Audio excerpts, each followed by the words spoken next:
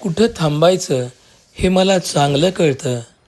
कुठं थांबायचं हे मला चांगलं कळतं, म्हणून माझ्याकडं येताना वादळही माणसाळतं. हार जीत याची फिकीर मला नसतेच मुळी. हार जीत याची फिकीर मला नसतेच मुळी, कारण प्रयत्नातच जगणं शोधणाराची माझी कुळी. व्यक्तीपेक्षा विचार अन भावनेपेक्षा कर्तव्य श्रेष्ठ आहे.